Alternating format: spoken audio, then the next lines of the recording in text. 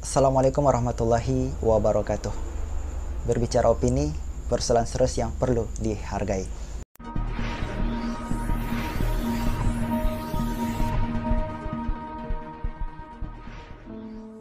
Baik teman-teman, pada kesempatan video kali ini saya akan membahas tentang opini yang berjudul datang ketika ada maunya.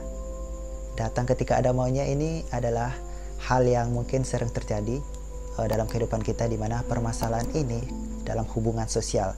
Nah, di dalam hubungan sosial ini pasti ada namanya ujian, cobaan ya teman-teman, di mana dalam pertemanan, dalam hubungan sosial, dalam persahabatan itu kita terkadang memiliki permasalahan.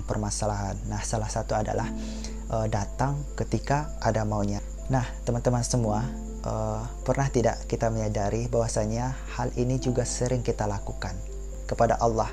Kita sering bersedih, kita sering kecewa, kita merasakan sakit hati. Di sana baru kita datang kepada Allah. Di sana kita baru mendekat kepada Allah. Ketika kita bahagia, di mana kita?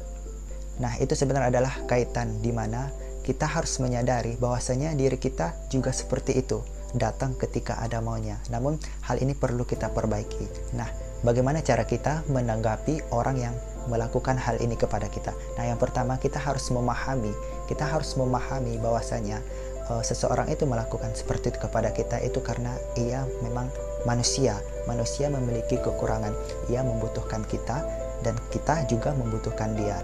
Jadi ketika kita menyadari bahwasanya ia seorang manusia yang membutuhkan manusia lain, kita lebih mengerti bahwasanya kita berhak untuk menolong dia.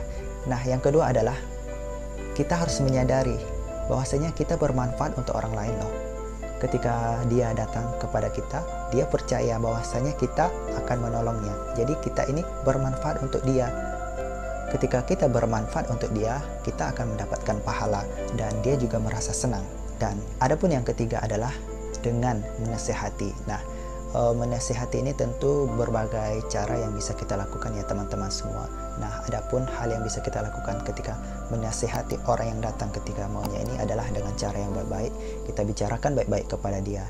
Nah, karena ketika kita butuh, dia tidak ada, itu memang ya suatu hal yang wajar, dimana ketika kita kecewa maka itu adalah kita berharap kepada dia. Sebenarnya kita kan tidak berharap kepada dia, kita harus berharap hanya kepada Allah. Jadi teman-teman, ketika kita memahami bahwasanya seseorang itu memiliki kekurangan, yakni dia datang ketika ada maunya. Nah, kita juga menyadari bahwasanya kita bisa bermanfaat untuk dia, maka lakukanlah dengan ikhlas, karena ketika kita ikhlas, kita akan lebih mudah untuk membantunya, lebih tenang, dan insya Allah kita juga akan mendapatkan pahala.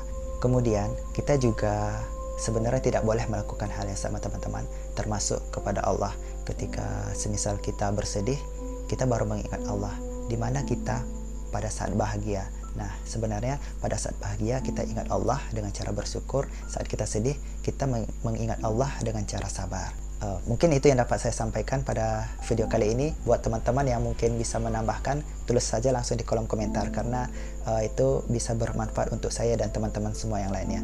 Baik, sekian, terima kasih. Assalamualaikum warahmatullahi wabarakatuh.